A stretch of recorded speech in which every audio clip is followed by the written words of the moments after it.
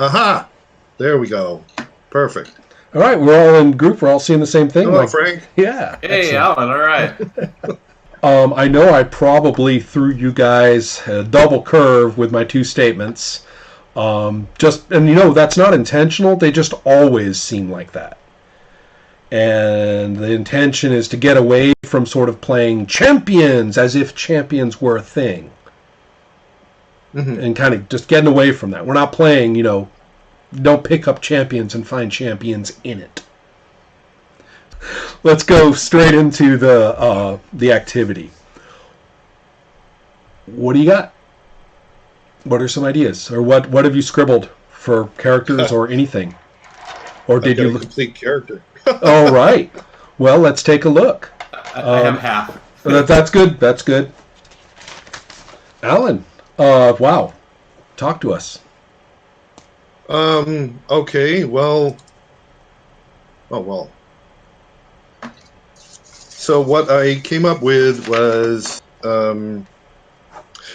let's see, the two statements were, powers are fun and a bunch of other fun, hopeful, yeah. Fun, hopeful. And so I thought more in terms of the feeling of, the positive kind of characters that were atmosphere of the late 50s, 60s, where before we get into the grunge age of comics,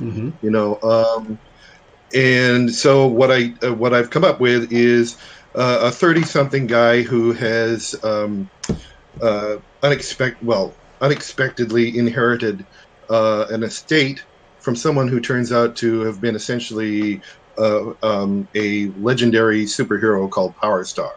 Ooh. And this is completely, all this information is secret. All that Mike, the character's people around him know is that he's come into this estate. And, right. Let's see what else. You put in the second statement had, long-term left coast politics and fraught personal lives. So my character grew up as the son of, or the idea is he grew up as the son of like an urban artist community or something. Mm-hmm. He was kind of inspired by Holden from The Expanse. Right. Right. Yeah.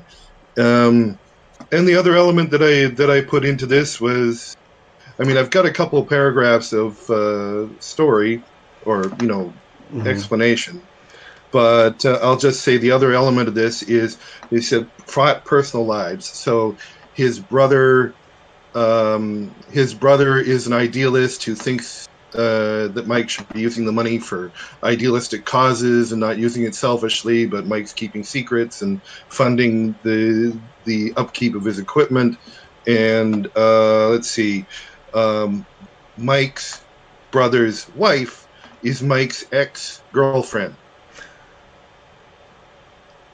And so those are my two DNPCs. My third DNPC is the former Power Star's former nemesis. Right.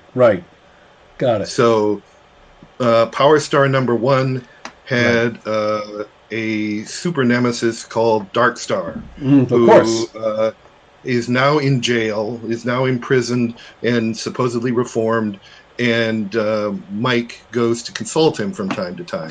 That's fabulous. Yeah, and I love it that he's a DNPC, not a hunted. Which is I thought it would be a nice. Absolutely. I'm a total sucker. I'm a total sucker for the humanized villains. I'm, all the way back in the Batman animated series when Paul Dini humanized all the villains. Mm-hmm. I'm like bawling. So all right. Wow. I want to hear more about Power Star's star powers in just a moment. But Frank, where do we at with your three-cornered logic? All right. So I came up with the concept of a hero, probably who was really active in the 80s, maybe part of the 90s, until his powers just kind of stopped working the way they should. So he retired from superheroing and is up in Northern California somewhere, working as a scientist, maybe with hydroelectric power or something like that up there. Humboldt U comes to mind. Yeah. So, so then he is at some sort of public thing, with perhaps a concert up there or something, and a supervillain comes in to disrupt things, and without thinking, he activates his powers. Right, and they have returned. But this went completely viral after that. Right. Oh my God! Here's this hero from the '80s, and he's back. Oh my goodness!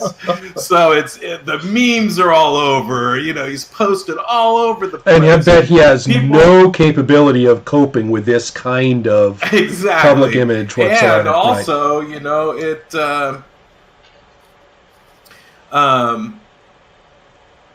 everybody's able to find out what his identity was. Public ID now. And so now his identity is blown. Oh, God, he got doxxed instantly. Yeah, totally. So, now he's got perhaps some former foes going, that's where he went. We've been looking for him for years. Got it, yeah. What kind of, let's go to the visuals. What sort of powers are we talking about, if any? Thoughts along those lines? For Frank. I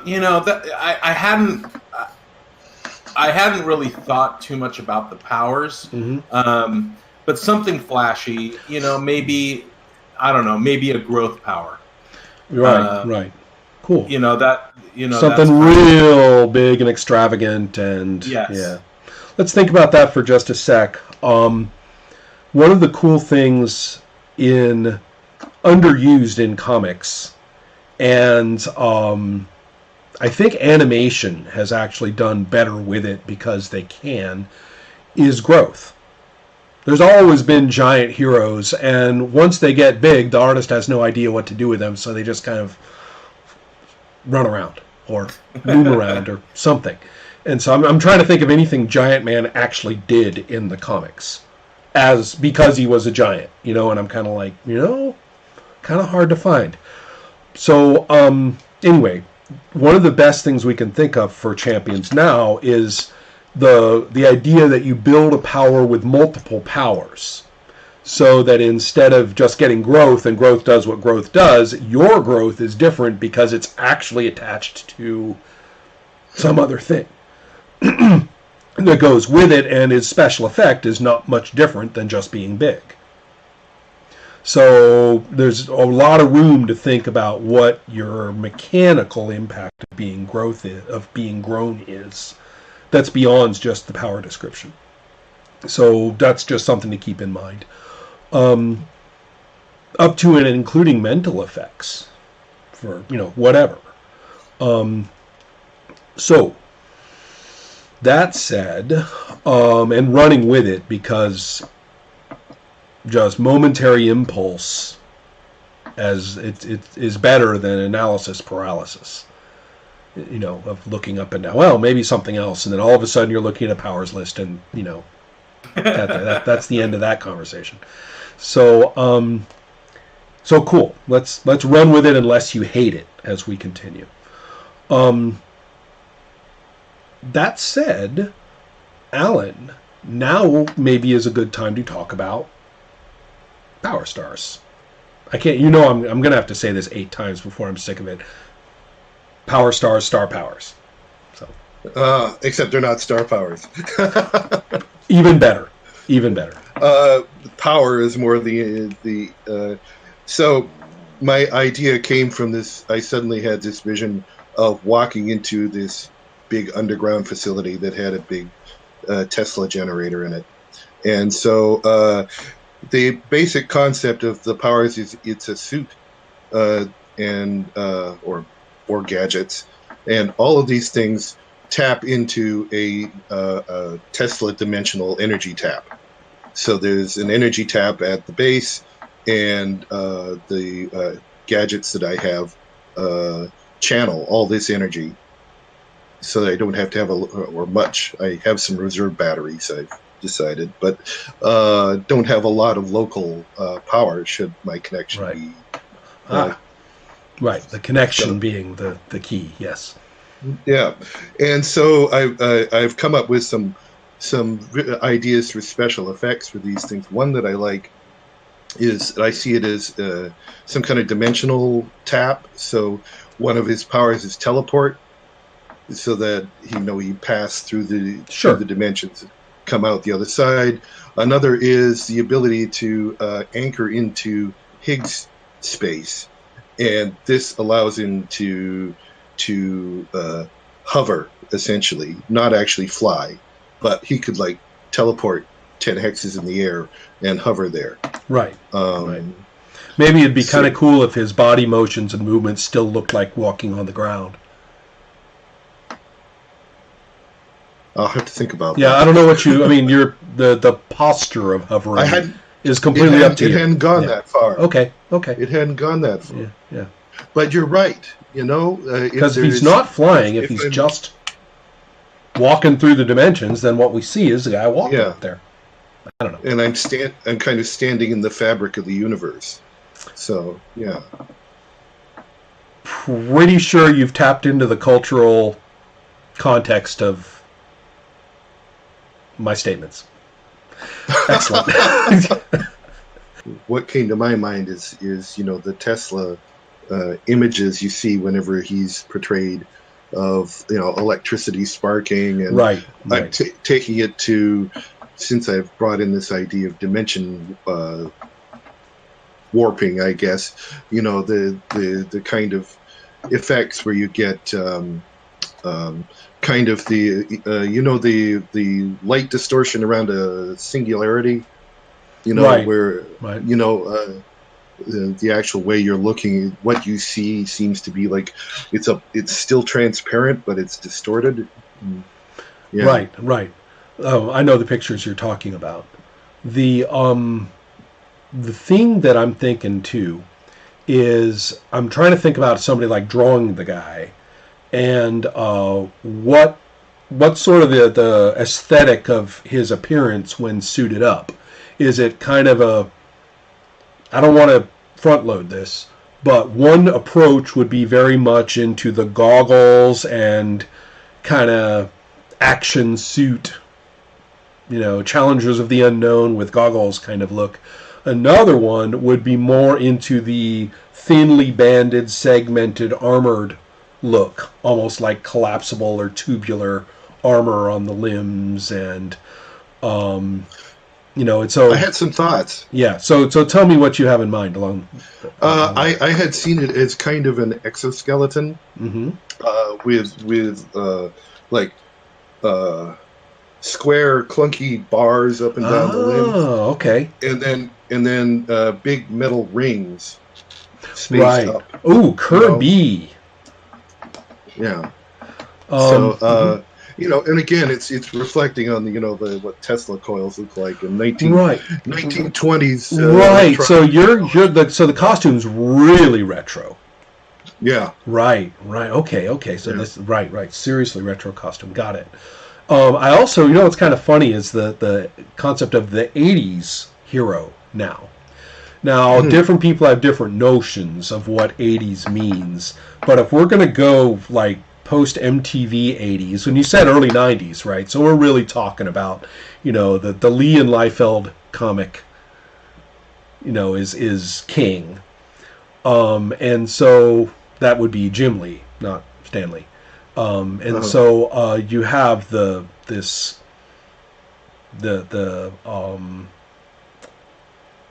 kind of rocker hair. They look like wrestlers, MTV rockers, superheroes. Right, and it's image. I mean, it's a brand. There's the whole concept of, is there a movie? Of course there's a movie. Is there an action figure? Of course there's an action figure. I'm not saying necessarily that your hero was into that, but that's the sort of associations with 80s that that kind of come to mind. I don't know what they were for you, though. Wait. I was asking Frank because his is the resurrected 80s hero. That's why I started on about the 80s. I was confused. No, that's cool. That's probably a good thing. I mean, look, even Superman had the mullet in the hair and everything in the early 90s. So some kind of big over the top kind of wrestler looking. But he might not look that way now. I don't know what you think. I would, kind of the scientist up there in Northern California. He's probably got some, he's probably got the ponytail going on, I'm sure. And so he got in. He probably somewhat, pretty similar to what he was, because that's maybe what made the viral thing so much. It's like, look, here he is. We could still recognize who he is, but he's he's older now. Right. So there might be elements of his appearance that aren't necessarily clothing, but are still kind of like that extravagance. Certainly his build would be completely iconic, right? The way his body looks and absolutely iconic. So that like maybe it's even like a well-known, like people might say something in reference to Hulk Hogan's build, and just by saying the word, other people would know, by saying something that references that, people would know exactly what visual. It'd be the same for him. What I'm really kind of liking here that's coming together fast is alternative energy sources. Just right off the bat, we're already talking about that. And so we also seem to have kind of a rich villain history going on. Both characters rely on there being some kind of long-term, what is a supervillain has to be a coherent question. They can't just be, disfigured bank robbers. Something. I'm not saying like a big conspiracy, just some coherent notion of what a supervillain even is. Seems something. I'm giving you a look into sort of GM prep window. Yes. So with those in mind, let's. So Alan, you did the points and everything, right? What kind? What kind? All right, here we go. Did you use a framework? So I have a multi-power. And so to give you a quick overview, the character himself is trained in martial arts. He has an armor suit that carries the teleport power and what I call a Tesla tap, which is a 3-body bot with a limitation as an inaccessible focus. My thought being that that's perfect because inobvious accessible, because then it represents the ability of somebody to come along and mess with. But they have to figure it out first because it's weird. I hope you guys see why I went for all foci are accessible, because that there's a gray zone between only in hero ID and inaccessible focus that play just falls into and never emerges from. Can or can it not be taken away? Under what? It goes nuts. Forget it. If it's a focus, it's gettable, and that's one. And so, and then the rest is then obvious and inobvious makes it interesting, an interesting choice. So, okay. That said, I like that, and you did the right thing by getting the body. That means the extra endurance and whatnot all come with it. So you've basically got your heavy physical oomph, power suit going on.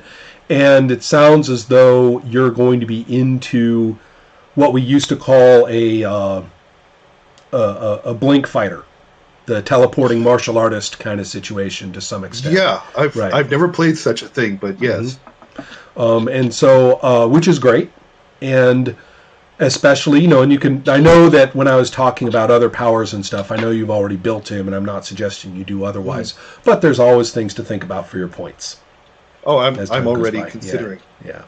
So But- cool. You got the 3 DNPCs, and you've got secret identity for sure, because you're like seriously secret identity man from what I hear. And so what about and you got that villain is a DNPC. What other disadvantages have jumped up? Okay, so I thought that I would also have public ID because Power Star, the previous Power Star. Nothing wrong with that. Yeah. Mm-hmm. So let's see. I've got the 3 DNPCs. Oh, this is an old version. It does. Oh no, it does. Okay. I thought I've got a hunted where I'm being hunted by the Dark Cohort, which is Dark Star's previous criminal organization. Which he, of course, has disavowed, but the sons of bitches have gone off and done their own thing. Right. Yeah, and we don't know what their plans are. I'm hunted by a journalist as well. Of course. I confess I'd already made up the journalist. So Cyclims are a bit more fuzzy. Yeah. I've got I'm trying to get this sense of kind of a semi-naive hopefulness. So what I've written is everyone deserves a chance at rehabilitation. Well, which, even everyone deserves a chance. Right. Everyone can be good. I'm not suggesting you change the phrasing. I'm just kind of riffing on it in my own head. Here's the thing about Cyclims, and it's a little bit like talking about alignment in D&D. Mm-hmm. All I'm doing is going back to the text, and everybody says, why are you changing it? Because the culture of using it is so different from what the text said. And so, to be didactic, in first generation champions, there are 2 variables. Common versus uncommon. In fact, I think they broke down like rare, common, uncommon, something like that. But frequency and whether your response is irrational or a meltdown. And both of those are optional. You can also have a no, nothing special for a response. So I basically just simplified it slightly to happens a lot, happens a little. And the same thing, either you have no particular reason to behave differently, at least no mandated different behavior, or your character does something irrational, which is vague as hell, completely up to you. And then third is meltdown. Your character becomes dysfunctional. You can't fight, you can't think, you can't, reason. So if you really think about that, some of the most extreme, since the nature of the position being held is not affecting the point cost. So you could have 2 statements, one of which is a very ordinary, if characteristic one, like they're a vegetarian or something.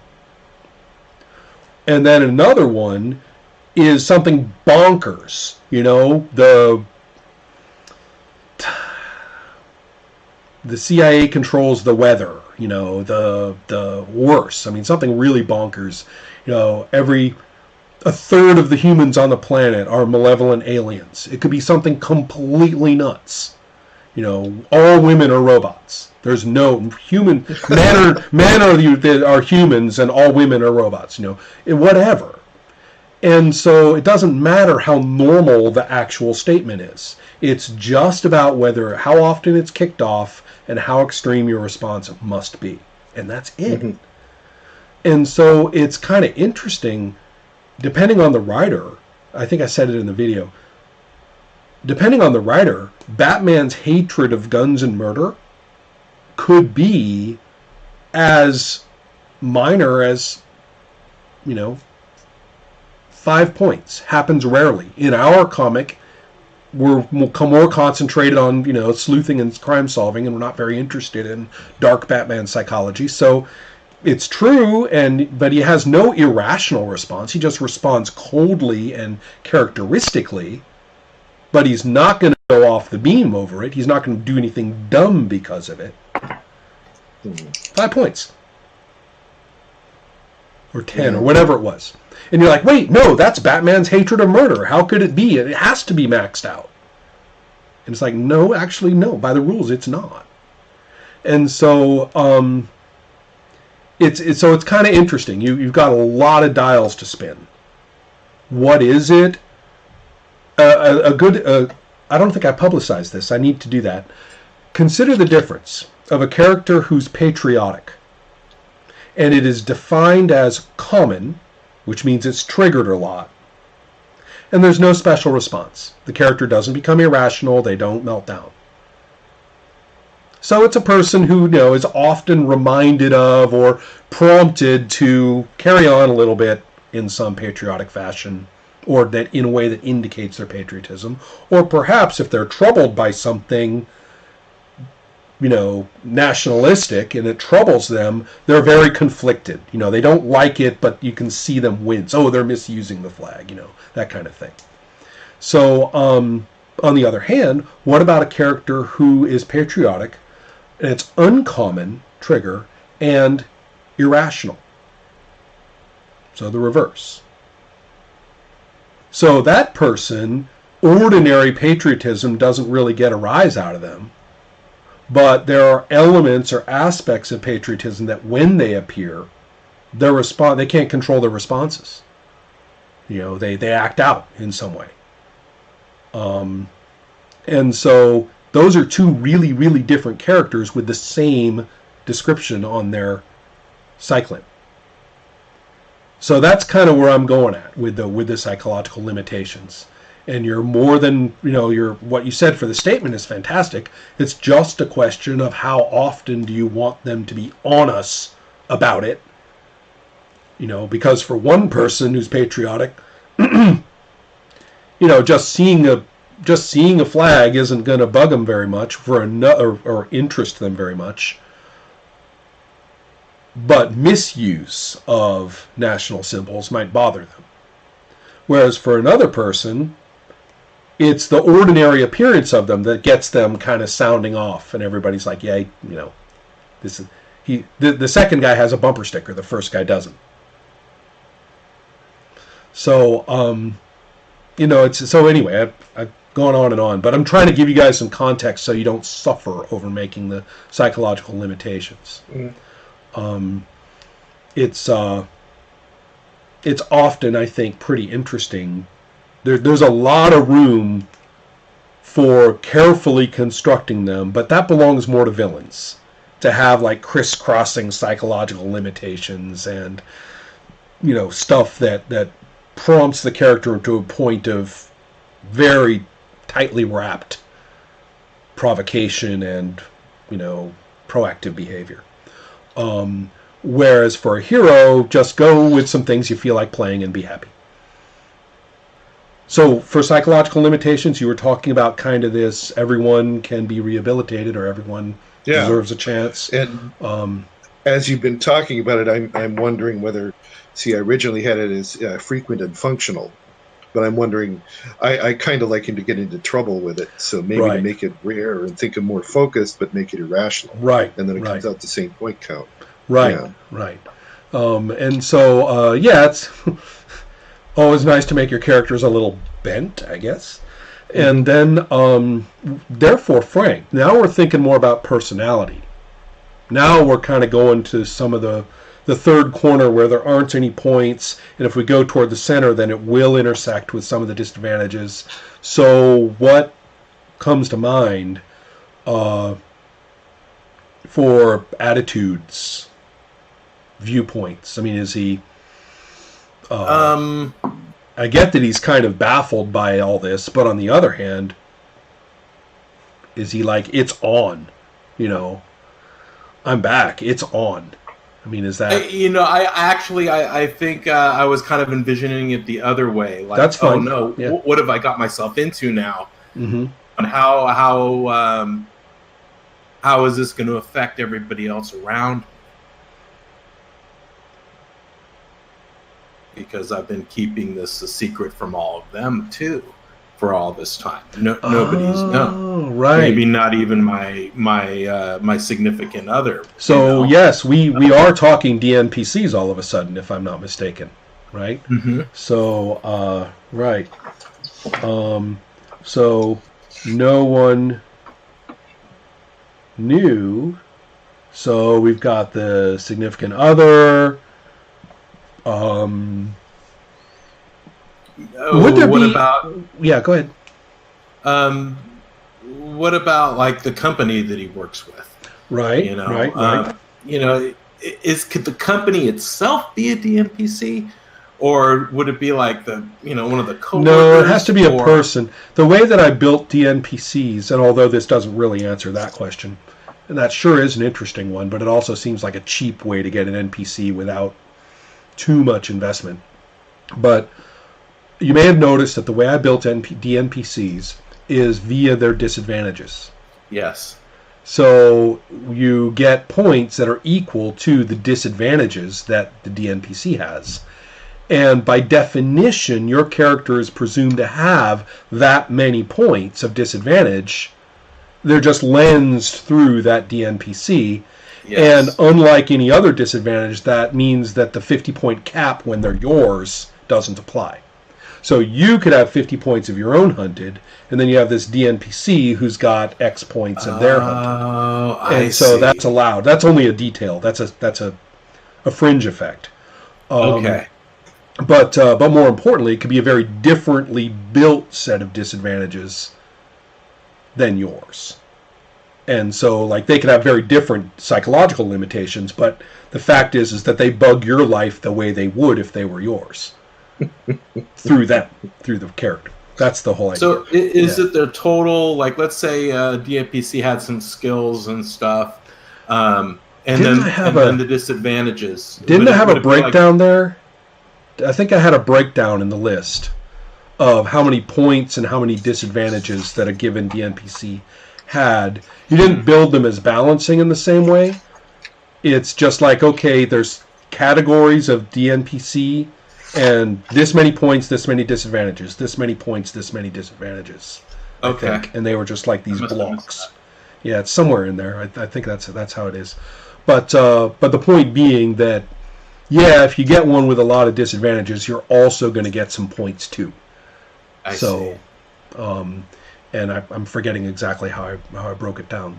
For the company, I'm thinking that it is more of a it's more of a person that you value, and you may value the company, but this person kind of embodies, like, if this person really believes in the value of this company and kind of embodies all the best that the company has to offer, then your friendship or commitment to them is all wrapped up with that. You couldn't possibly let the company go under because of what it means to them.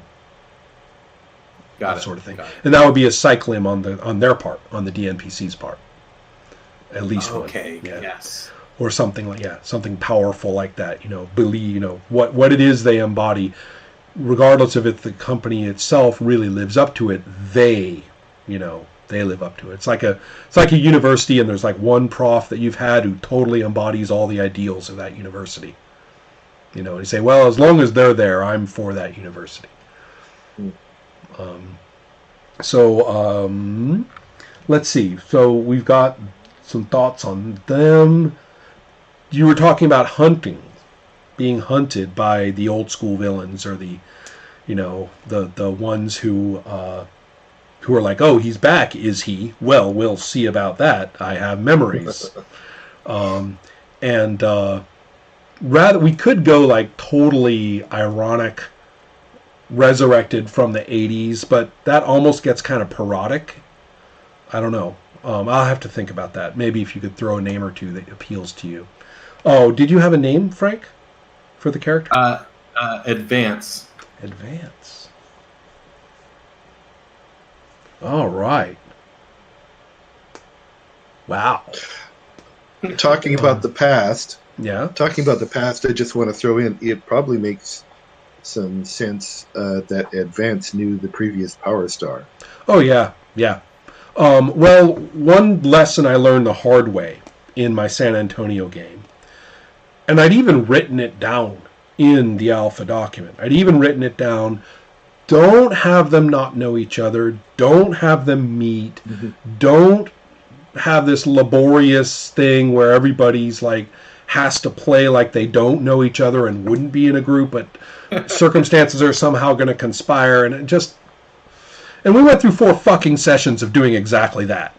And I learned my lesson. Never again.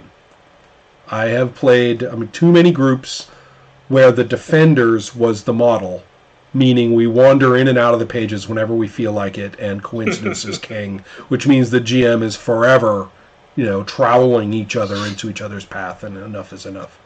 So, yeah, in that game, I think that's a good model for any genre. Oh yeah, because it's the same thing, There's with sci-fi. Yeah. How many novels in the series does it take for all the characters to be in one spot? There is another related issue which I think is newer, because I saw it in one of the players, and he actually suggested that he knew where it came from, which was, he said he had learned all about superheroes from watching Netflix shows and movies, and not from reading the comics. So to him, waffling forever and ever and ever about what are my powers and what will I do with them and what is a superhero and I can't be a superhero, to him that was what you did. Mm-hmm. And I had to kind of like drag him out of that during character creation, and to him it was a real struggle to say, wait, you mean like I'm doing it already? And the answer is, yeah, this is after all that shit. And it made me go back and think about some of those shows, and yeah, they milk the shit out of that. Yeah. I mean, it's really that budget low. Yeah, that's for one thing. Yeah, if you have only one special effect an episode, it's cheaper. Yeah, it's interesting. It's interesting. You're absolutely right about the modern shows, and yet I've just been rereading the first 2 years of Spider-Man. And Peter Parker doesn't really have those problems. Right. He has it for maybe half an issue. People, and after that, he's a superhero. God, people just overemphasize that first story. I mean, to hear people talk about it, the entire run of Spider-Man for the first 10 years was actually everything in Amazing Adult Fantasy 15. And, And after that, he just went out there and kicked ass. I mean, there was no more. He looked back a lot. He threw away the costume a lot. Mm-hmm. He complained a lot, but it's not like we had to wonder about whether whether he was going to be Spider-Man. In that sense, not in the sense of him wandering around. I like to call it the looking, and now I'm calling it the looking at your hand scenes. I just blew a hole through the wall. Uh-huh. And I mean, it's boilerplate. It's boilerplate writing, for sure. Mm-hmm. If we are just cooking with gas. I'm really quite liking, a lot of this. And that leads me to the question: your characters, they've got to be doing something together. They've got to at least know of each other and be willing to call on each other. I'm going to suggest that maybe the guy in prison has hooked you up. Okay. That Dark Star. Former Darkstar. Dr. Darius Darkstar. Dr. Darius Darkstar. Oh, right. Fantastic. He's one of the guys who invested the tech that I used. Yeah, sorts of things, yes. So, yes, Dr. Darius Darkstar has proven a solid platform for the two of you to connect, and it has worked. You guys know each other, and if you don't know who each other is, if you don't know exactly who Power Star is, then you know how to get in touch with the public Power Star real easy. Can I throw in something else I came up with? Yeah. Okay, so I figured that Darkstar his psych limb is blacklist. He has a list of people he thinks need to be taken down. Ooh.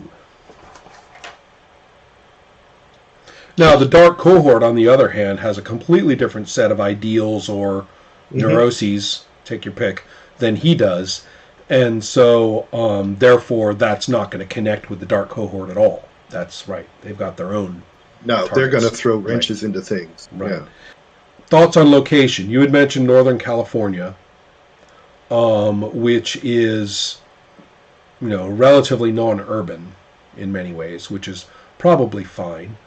But considering, if we think about it relatively carefully, we could have your characters be pretty mobile and therefore be able to range up and down. I actually sat down with a list of cities, and of course, way up there you've got Seattle and up into British Columbia, right? You've got Vancouver. Mm-hmm. And then that can go all the way down to... there isn't much enormous on the coast until you get to San Francisco. But still, it's kind of a weird to think about it, but there's a lot of weird high tech and reclusive millionaires or billionaires and absolutely, and Seattle and right communes up to who knows what. And all that kind of thing. So the idea that it's certainly not the same kind of urban seaboard that the northeast of the coast of the United States is at all. But it is interesting enough, and it could be that you guys have kind of touch points all the way along the way for any number of different power centers, either very public or very clandestine, that we could kind of treat as a big area that conceivably you could be active in. Advance's mobility is kind of an interesting thought. Right now we have the notion that you get very big, but something that generates more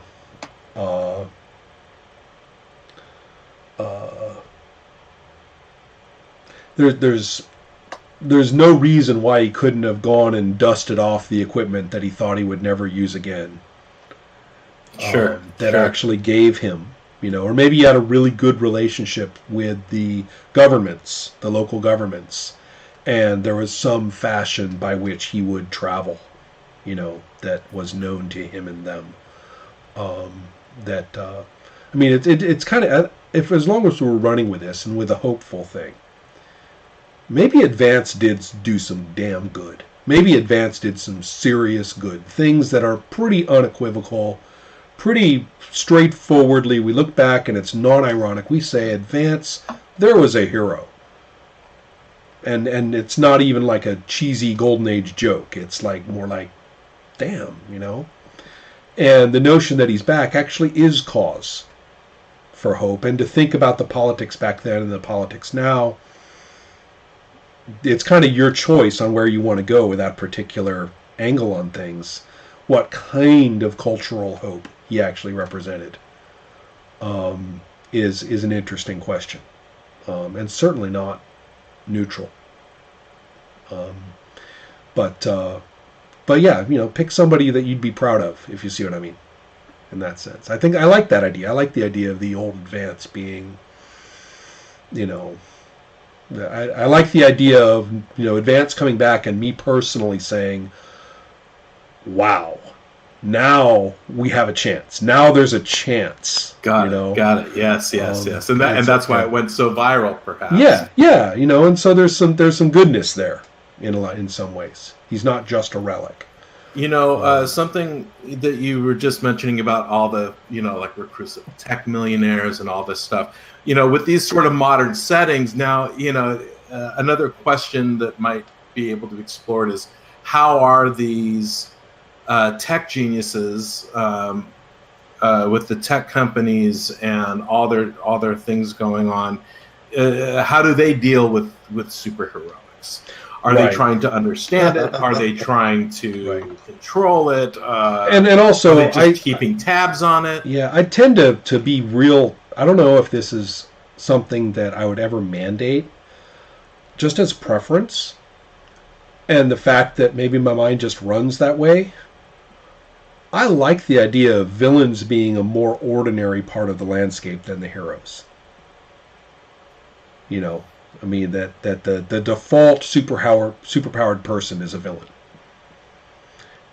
If that tells you something about my personal psychology, maybe it does, but it's more that it's more the idea of, if superpowers, quote, work, and they're not just this curse that makes your life miserable, if they actually work,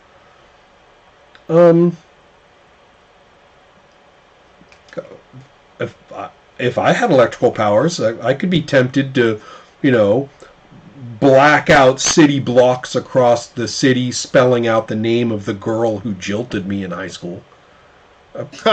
It would occur to me, you know.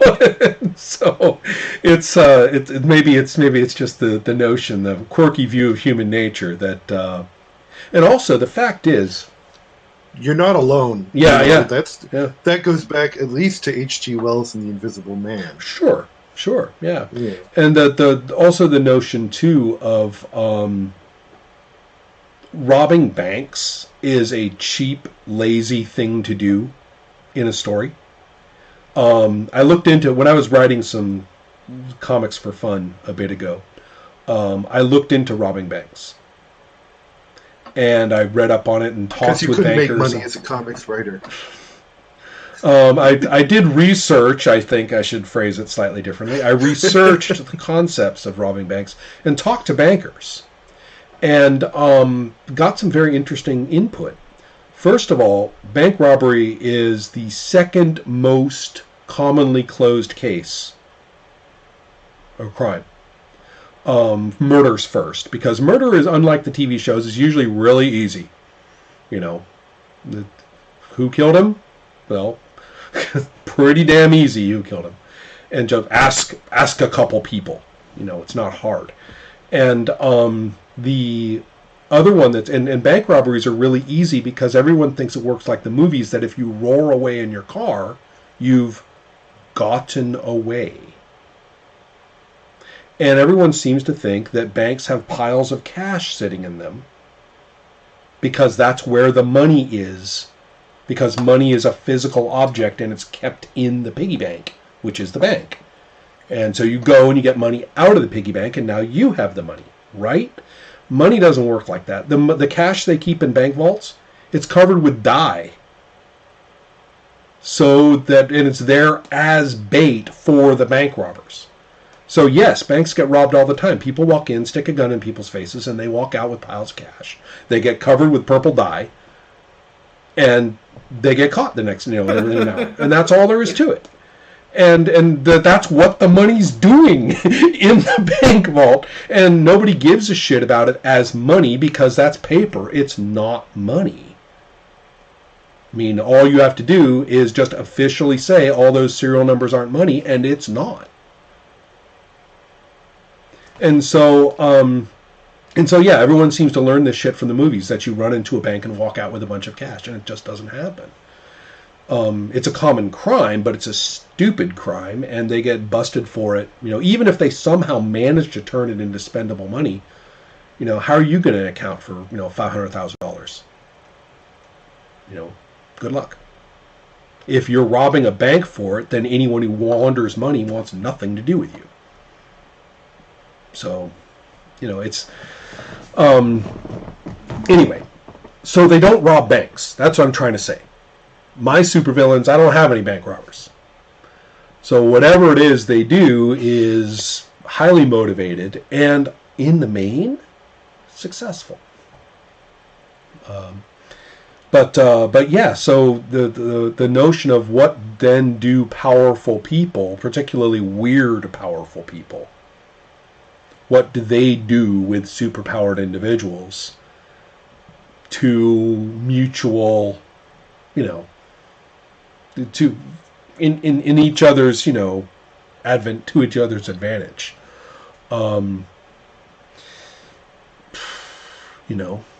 Twist the knob a little bit on a fictional version of Steve Jobs and look for the villain that he'd be working with. I don't have any trouble coming up with that guy. I don't think you guys do either. That's awesome. So, Frank, are you feeling a little bit more on it with Advance? Did you have a name, like a personal name for him, or has one come to mind? Vince something. Okay. Yeah, Vance, right. Vince. I hadn't really thought of like a nationality. Well, it's kind of interesting for coastal California because it's such a hodgepodge of arrivals from anywhere. Well, anyway, but the point being that there's a lot of history there in terms of arrivals, and somebody could have an ethnic name. It's not like New York, where an ethnic name practically tells you like the whole family history right there, geographically speaking. Mm-hmm. It's not like that. So, but on the other hand, it is very powerful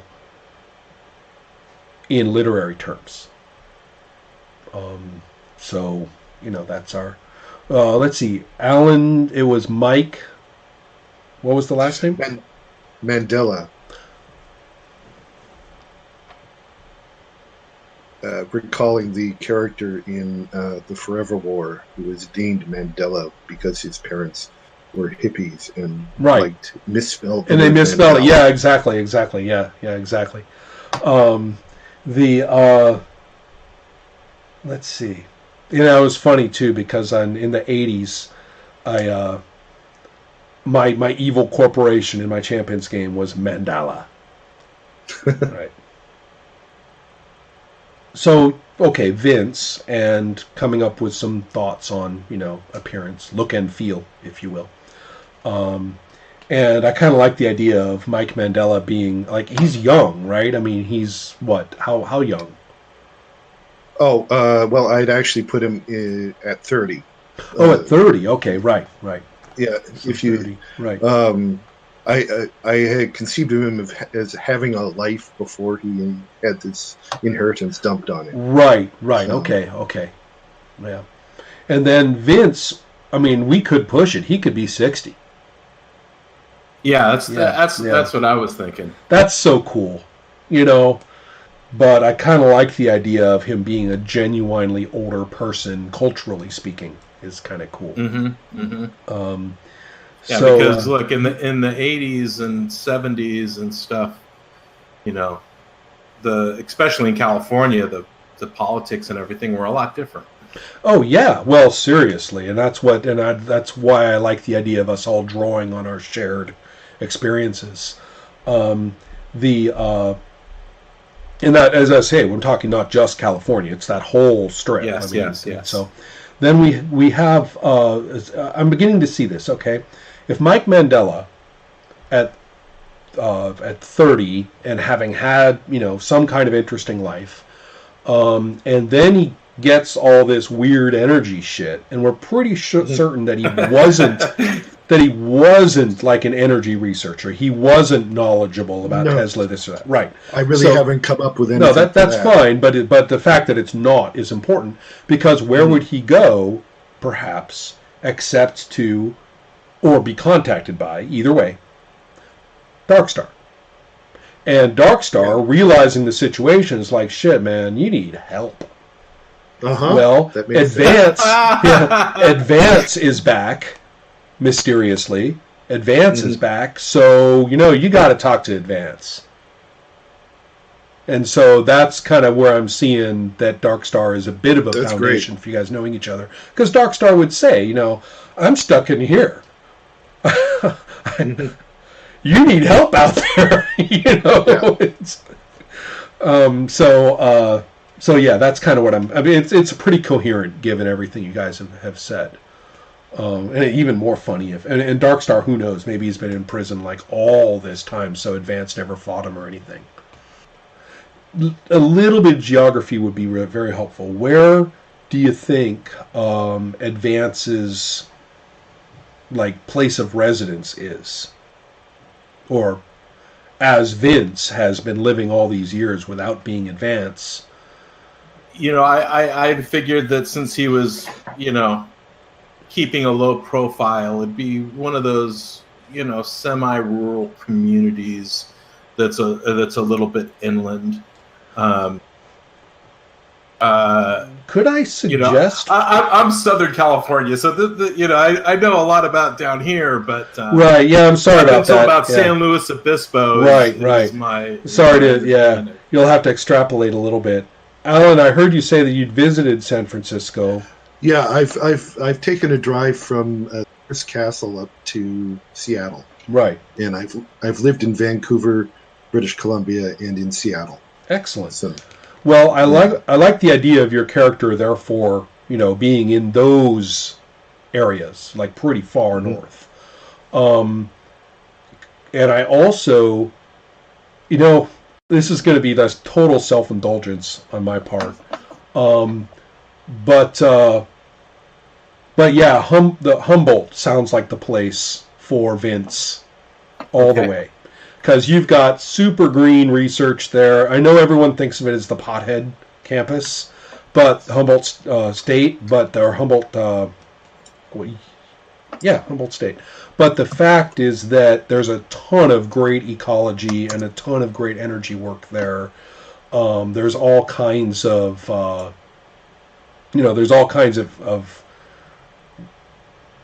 and it's totally like laid back. I mean, you can go and like disappear as a person there and be perfectly happy. And as long as you don't stroll onto the wrong plantation up there in the hills, you're fine. And it's a classically wonderful example. Bisbee, Arizona is another of what I like to think of as the mystic redneck kind of culture. So let's see. That sounds kind of good. And you guys, there's a state in between you two characters, but it's only Oregon. So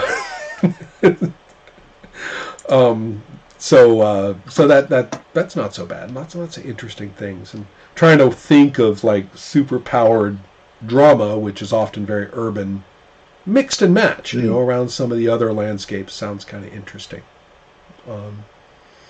And just to indicate, I'm not wedded to being like up in Seattle, for example. I could exist down in San Francisco or out some of the outer lying areas of that. I think. Well, given the mobility in question, I think we might be okay. Okay. I think it might be okay. That's something that we'll play with a little bit. This is a. Or we could just go ahead and let you be the location GM for Seattle and run with it that way, which is fine. I mean, just like Rod is doing for San Antonio. Frank, I'm going to come up with a couple of... Go ahead and take one solid hunted for an ex-villain, for a former nemesis. Okay. And what I have in mind is someone pretty bad. I mean, like, not chin stroking crime boss who only does a little bit of bad along with the good. I'm talking about someone really freaking bad. Someone that's you're like, oh shit, abomination. So yeah, think about a hunted that's like that, because I'll make someone up. And then there's one other thing. Your character's significant other. Are we talking about a spouse, a female spouse, or? Yeah, probably like a wife who's going to be, in her 60s too. Right. Okay, cool. And obviously no small individual. Someone we like to write. Someone we like to see. Someone that, so it becomes playing DNPCs that aren't annoying loads. That's a thing. Right. And then, Alan, I was going to ask you a little bit more about your character in terms of that whole kind of intangible person thing. We could go completely... I mean, right now it's almost a blank slate. So are we talking about someone who had like a successful career or was on the way up in a career? Or are we talking about somebody who was marginal, without being too tokenist about it? what sort of subculture or lifestyle or orientation might they, partake of. I mean, you have a very open field here for what you want to do with Mike Mandela. I was going as a person. I was going to stick with something relatively close to home. Okay. College educated, liberal, white guy, probably. I've got this balance of things. I want him on the one hand not to be wedded to a career, but on the other hand, I want him to have come away somehow from his upbringing with this confidence that gives him an ability to use Power Star's mantle. Right. So maybe he was successful at something that's kind of hard. Maybe he actually did. I'm going to make a suggestion that maybe sound a little odd. Instead of it being like something incredibly 2000s, like he did a successful startup or something, instead of doing that, maybe it's something that's real straightforward. He took a basic business like a construction company or a restaurant or something really down and dirty. You get shit done, you make a thing, and actually run it. So, and also because that's kind of, it's people skills, it's low tech, it's being able to roll with the punches. A lot of people try it and fail. Something like that, something solid. As a restaurant sounds appealing. Yeah, he actually did it, and it's a bitch. Anybody who's ever actually worked, in a situation like that, they know the owners they work like dogs, and so that's kind of what I was. That's why I went that way. He put some blood and sweat into something. He may not still be invested in it. Maybe he decided to, sell it or move on after the inheritance or whatever, especially after Power Starring. But, he did it.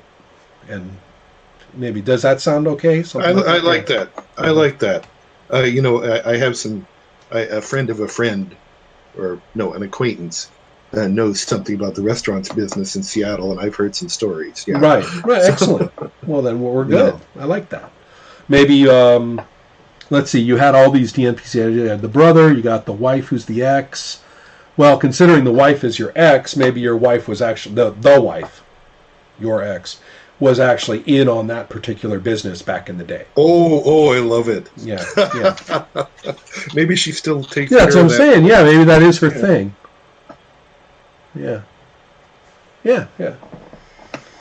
I'm liking it. So we're pretty much thinking about Seattle with a side of Humboldt and an openness. I'm thinking like the energy dams in Oregon, right? Those really hardcore dams they've got there. I'm thinking about the deep green forests along the seaboard. And I'm thinking about the, I'll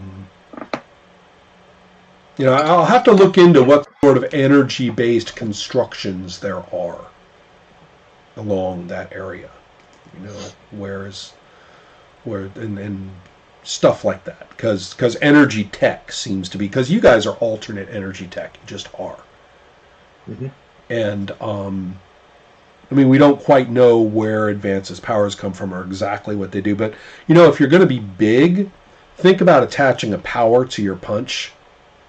And that power be something pretty freaky. Something way that punches don't do. Also, how, for mechanically, this whole concept of, his powers just don't work the way they used to. Right, right. Is having like an 8 or less activation on these things, is that too limiting? Is that like too like, let's see. I'm trying to remember what I did with the points for that. I actually have 3. I'm really pleased with my disadvantages, if I do say so myself. Now there's a lot of nuance on wonky powers. First of all, there's both activation and burnout. So burnout's more attractive in many ways to many people, because then you don't have the plain old just denial. You do get to do it, And then the question is whether you can do it again. So that's one thing. Another one that I stuck in there. There's another one called Tricky. There's another one called Tricky. Yes. And Tricky is, by definition, the power will go after targets. When you use it, the power will go after targets and stuff that isn't quite what you wanted. And will, like, maybe do a thing that you didn't really want it to do.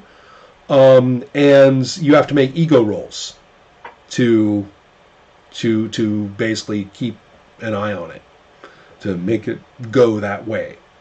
I mean, and that can be defined in all kinds of ways. I mean, maybe if you have like shatter powers, they're just plain hard to target. So you just have to do this, you know, and to make it go where you want.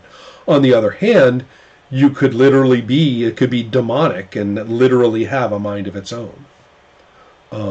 There's an advantage called separation now. And the advantage separation means the power goes off and like is active. And so if you got separation and bought a power with separation and made it tricky, basically you just have a demon. If you there's also separation also has variants in, like, I think I called it shutdown, that when you're using the power you're out. So in that case, you know, and anyway, you can check it out. There's lots of ways to parse all the options across several different advantages and limitations, and you can really get all kinds of things. You know what my model was? Could I build Jericho from the new Teen Titans without kludging it? And could I build Negative Man from the Doom Patrol? Could I actually make Negative Man? Those are two tricky ones right there. And those were my gold standards. If I can do that, and the point was to do it painlessly without having a power that was basically just Negative Man that you just bought as a power. So, could you make it? And if you could make it with options, that means you could use other options to do funky shit that we haven't seen in the comics. So that was sort of my hope. So I don't have any doubt. If you want to look at that, attaching some kind of... I have an idea. And run with it if you like, or use it as a door to go through and do something else, either way. But what if all of his powers were manifested through physical oomph? Like he's either, like he could make something freaky happen, I don't know, open a portal, I don't know what, but something by slamming his hands together. That you know, that in other words, it's physical activity that kicks off any number of other effects. But we actually see him do it. I mean, for some other character, you know, I keep thinking about portals, I don't know why.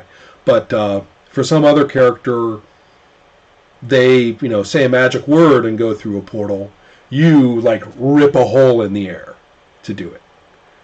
You know, so it's all strength-based in terms of the special effect. But it could be anything. So is there the same activation thing on the variable power pool? The way variable power pools work, they've got special limitations that apply to the control cost. But if you pick a power, if you build powers with the points in the variable power pool, and then you're limited to active cost, like if it's 30 points or 50 points, if it's 50 points, it can't be over 50 points active cost. But if you give it a limitation, its real cost comes down. I see. And that some of the real costs also can't exceed 50 points. So if you don't mind loading them with limitations, then you can have tons of powers active in your variable power pool, each one capped at 50 active points. I see. So you got to be kind of quick-witted, you know, to play with that. I mean, in some ways, the less fun but the more sanity-saving variable power pool is the default one, where you can only, you know, you basically just don't change it except out of combat. Gotcha. That's the default. You can also buy the skill that allows you to change it in combat. And then there's this grotesque advantage that just says, screw it, whenever, whatever. And that's for the crazy people who've memorized every rule and all that. I was, I think between burnout and activation, I think that might kind of fit good. Yeah, okay. And tying things to the growth, so it's not just like a big stompy guy. It's right. This growth has something else kind of intertwined. And under those circumstances, going ahead and buying the growth at no endurance cost is actually not a bad idea. Which usually, I like endurance, but if you're talking about the thing that is just so normal for the character and everything else spins off it, then doesn't, it's kind of up to you whether you literally want to link those things to the growth. But visually, that works. So cool. I think we're kind of getting somewhere with that.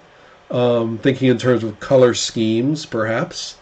So we're talking like gunmetal for Power Star, right? Yes. Yeah. Yeah.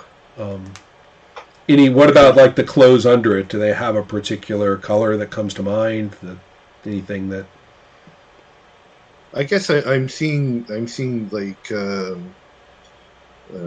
kind of yellow patch down the chest with black down the sides. Okay. I think maybe a two-tone kind of thing like that down the legs as well. Excellent. Yeah. And then this kind of like gray metal, dark gray metal kind of. Mm-hmm. Yeah. Mm-hmm. Cool. Framework. Exoskeleton. Yeah. And then with Advance, I mean, originally it's spandex all the way. I mean, it's totally the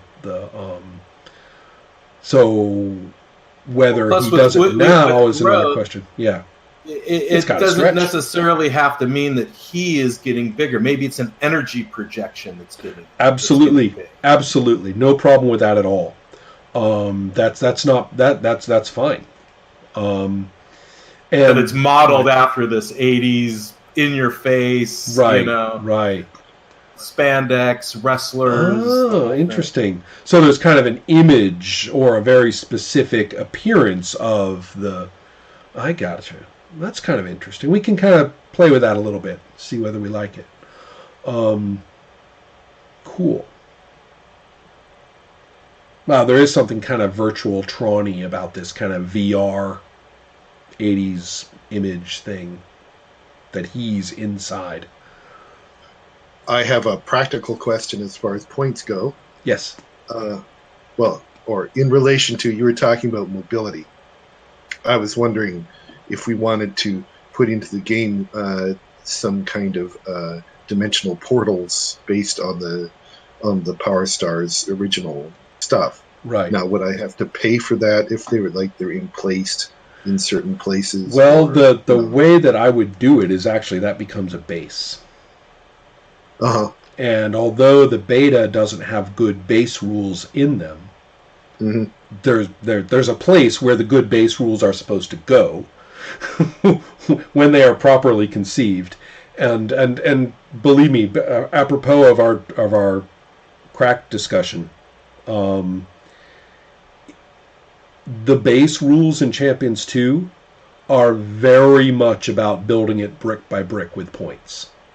Mm-hmm. I mean, you literally buy the base by the square foot, and it is insane. I'm like, no, for God's sake, if I want, a brownstone, I am not going to go take a tape measure and go and measure a brownstone and then come back, convert it into hexes, and then figure out how many points it's. No, I'm not doing it. And so, so I've got to come up with some better way than that. But you'll notice that I put an advantage in there called expanded scope. Yes. And if you got expanded scope for teleport and you use limited power for limited, number of locations, or, you have to be in a spot to use it, then I think that it isn't going to cost very much. Could easily be a slot in your multi-power. And or part of it could be a slot in your multi-power, and then the rest Frank could pay for. So therefore it becomes kind of like your base, your network of these portals. Okay. And that would be okay. So okay, I have to think about that. What about like increasing ability scores as an activation? That's no problem. Just buy more ability, and then those points go on the limitation. I see. Okay. Yeah, you're talking about characteristics like strength and stuff? Yeah. Yeah, absolutely. I live for advantages and limitations on characteristics. Yeah, that's the fun as can be. Don't forget the ratio. Sadly, take the ratio at the end, weep bitter, salty tears, and go back and rework the character. It's What do you mean? Take the ratio at the end? Right. What I do is I look at the cost of the character if there were no limitations. So keeping the advantages, keeping the frameworks, everything as is, and then, but no limitations. Mathematically, Okay. How much would the character cost? Got it. And then put that over the cost that they are, and then I say 119, I think, is my current cap for heroes. And like I said, you will have built this wonderful character and widgeted all the points, and there you are looking at your ratio of 124, and mean old Ron says no. Mm-hmm. And then you cry, and then you go and you have to make your character again. And realize that your energy blast with all that cool shit on it is only 6 die 6 down. So yeah, that's part of the process, I'm afraid. And that's why it's fun to do villains, because villains are capped at 129. It sounds brutal, but believe me, so much bad champions behavior is solved by doing that. And the characters really do come off more like the characters as they began in the comics rather than the characters they became. Which you can literally see. Alan, this is ridiculous, isn't it? You can literally see when Spider-Man buys up his webbing to be a variable power pool. There's actually a Steve Ditko page of all the things he might do with his webbing now. Mm-hmm. You never thought about what Spider-Man could do with his webbing, did you? And there's all these things. It's all these different champions' powers appearing, all over the place, all over the page. And you're like, oh, he can do that with his webbing? And the answer is, now that he's spent 30 points, he can. He always could. We just happens not to see it. So it's almost ridiculous how well that the Champions Point system models the development of a superhero character out of his basic concept. And now the writer and artist are feeling, they're flexing a little and saying, well, we kind of got all that out of the way. We know how he talks now. Now let's find more fun things to draw with that shit. So yeah, the ratio is actually very, very helpful in letting your character have somewhere to go. Well, I've already, I have a complete character up to 240 points with a 1.17 ratio. Well, Mr. Follow the Rules. And it doesn't, I think you misunderstood what I meant about talk about what was in the multi-power. The movement stuff is outside the multi-power. Okay. Yeah. Well, that's cool. But, yeah. So, this is what I got, but you've given me some stuff to think about. Right. You can play with it. Absolutely pretty much just going to keep my disadvantages as I came up with, because all of that stuff seems to fit very well. Right. But I may tinker with how the powers. That's cool. And think about connecting attacks to the teleport and that kind of thing. Right. That may require that I rework the multi-power and it's there. We got a little while to play with it, and I also I recommend just staying with the fun, right? You know, there's no reason you guys definitely made characters with a lot of complexity, especially in terms of implied historical, you know, backgrounds like we talked about. And from there, I mean, it sounds, however, like the guys themselves are pretty likable individuals with, you know, that I'm learning, and that we'll learn to get to know. So that's kind of nice. Cool. Good luck with everything. Okay. Yeah. Right. Nice Good to deal. start up. I'll see you next week. Yes. Thank you. Take care, guys.